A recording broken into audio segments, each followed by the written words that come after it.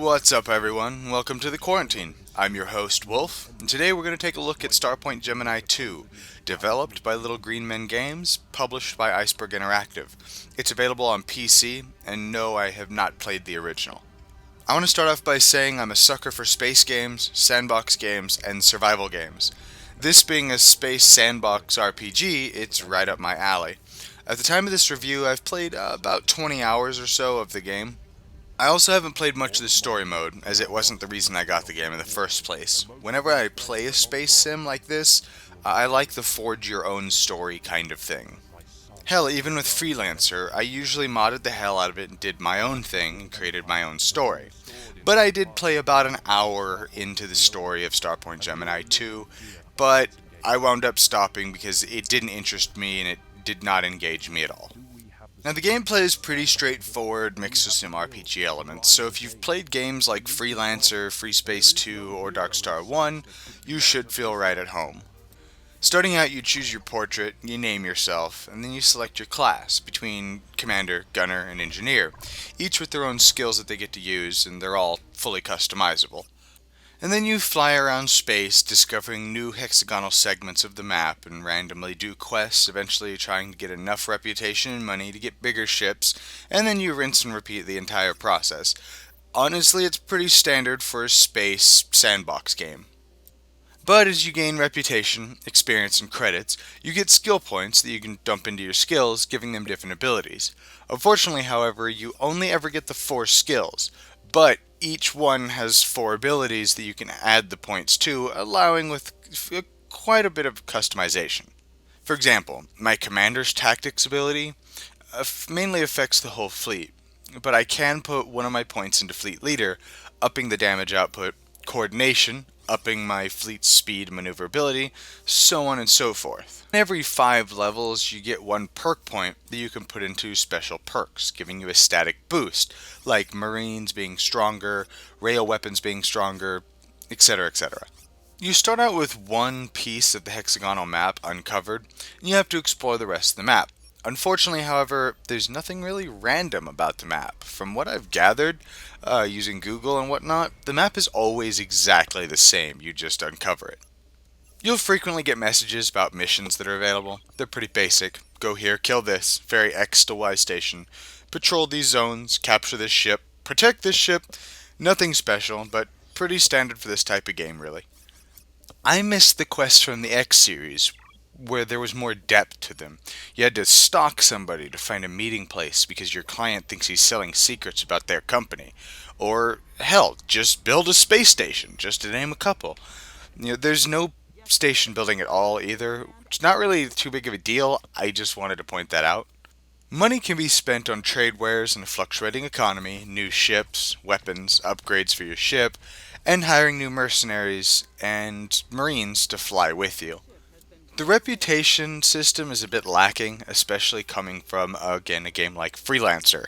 You have an overall rep score, each faction having a static point on a line, and this leads to the ability to just pirate friendly factions, leaving for a bit, come back, but because your rep is still in the green, everything's fine and they forget that you just blew the crap out of a couple of freighters. I would have preferred to see a dedicated rep meter for each faction. Maybe it's just me, but I love that in pretty much every other space sim I've ever played. In terms of combat, you can manually fire on ships, Freelancer-esque, but the lack of a lead icon makes that really difficult to do.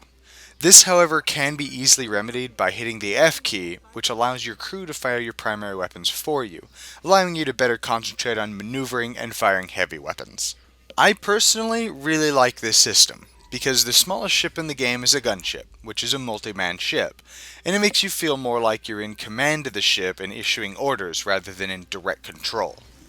One of the cooler points in the game is the power management, which at any time you can redirect your power to shields, engines, and weapons, much like Star Trek Online, all by different percentages. So in combat, I usually pull all of my energy from engines, because you still move, just really slowly, and dump all of that into weapons and shields, usually at a 25 to 75% ratio.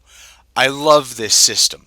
That when combined with the albeit limited ship customization, it makes it for a little bit more of a personal experience, which is nice. I actually really enjoy the ship customization in the game. You also get the ability to send Marines to board ships and take them over. You get bonuses if their hull is less than 50%, and when all enemy Marines are killed, you have to wait for the ship to be taken under your control. This, however, leads to some really annoying parts. All neutral ships will continue to fire on a ship that you're boarding, even if its defensive turrets are only shooting at you. Allied ships won't, but it takes a really long time to get factions allied with you. Basically, I wouldn't bother with capturing ships unless you're either A, allied with the faction, or B, there's nobody around for a good distance. I say that because I've had a few times when a random ship will pop out of warp just to kill a ship I was about to take over, and it is so frustrating when that shit happens. And this really sucks because the fastest way that I found to make money is you take over a ship and you sell it at a local station. I would have liked a hold fire or I got this command that you can relay to all neutral ships in the area. And as long as the ship that you're currently capturing doesn't fire on anyone else, they won't return fire. Would have made it 10 times better than it currently is. And then after you capture a ship and you have to tow them back to a station, the Grappler seems to be a piece of shit as well. Sometimes it allows you to drag a ship all the way back to a station, but half the time it breaks, causing you to have to stop, turn around, re-grapple, and hope it won't break again. But it will almost every fucking time. Honestly, I like the way the X series did it. Just you right click the ship and give it a follow me or go back to the closest station command and then let the computer's autopilot take it from there. The grappling system is fucking stupid. I hate it. And then on top of that, captured ships really aren't used for anything other than selling or piloting if you like that ship. I would have loved to have seen the ability to hire pilots to pilot your ship for less than it costs to hire a mercenary with his own ship. And then, level up that pilot's ability. Would have been awesome. My last major gripe about the gameplay is the pirates. I mean, it's way better than the early access version was, but they pop out of warp all the time just to launch a missile at you and drop you out of warp. And I wouldn't mind this if it didn't happen 4 or 5 times every damn trip. Most of the time, the pirates wind up being a threat level trivial, so one volley from your guns and they're dead. Then you wind up having to sit there and wait for your warp engines to charge back up so they can be used again, just for it to happen 2 minutes later. It gets really, really annoying. When this does happen and the threat level of the ship is balanced or above, it's not bad, and I don't mind it when that happens. It's just the trivial ships just get really, really annoying. It's like constantly having to swat at gnats while you're outside trying to have a good time. If you haven't guessed from my other reviews, I generally don't put a whole lot of thought into the audio and sound in a game, unless something just really stands out. And this game, the music is pretty generic and forgettable.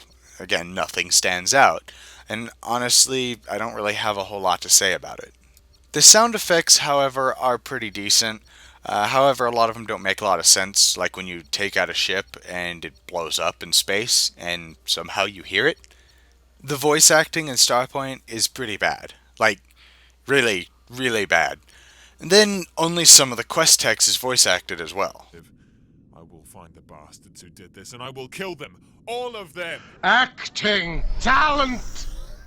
Like, one point, I was talking to a guy, his first text box was voice acted. The next one wasn't, and then the one after that was. And I don't know if that was a bug, but it happened to me quite a bit, actually. The graphics are good. Each faction has its own look to them. Each faction's ship look very unique as well. The various nebulas, gas clouds, debris fields, asteroid fields, whole 9 yards, they look really good. Not X quality, but still really well done. I did encounter a few graphical errors, as you can see here, that they actually caused a considerable frame rate drop while it happened, and it never seems to go away. So I don't know if it'll happen to you, but I mean, this never left. Every time I go back to this segment of space, it's here. Which also, again, causes the frame rate to drop to about 15 FPS. Coming from the X series, controlling Starpoint felt like I was playing Hello Kitty's Island Adventure. Pretty much the whole game can be controlled with WASD, F, middle mouse button, left and right mouse button, and one other button for heavy attacks.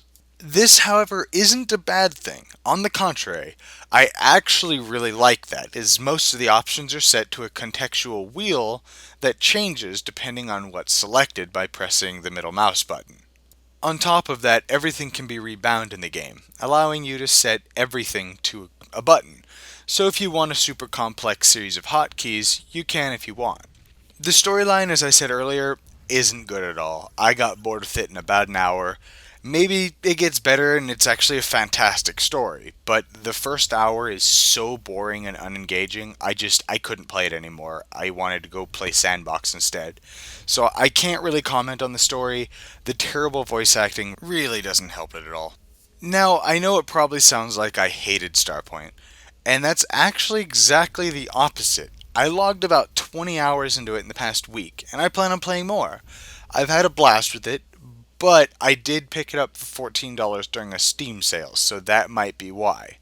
I mean, if you've played this type of game before, you know the gameplay. It's basically going to be do the same shit over and over again until you get better ships and then keep doing it more and more. It's mindless fun, and forging your own story is pretty neat if you're into role-playing.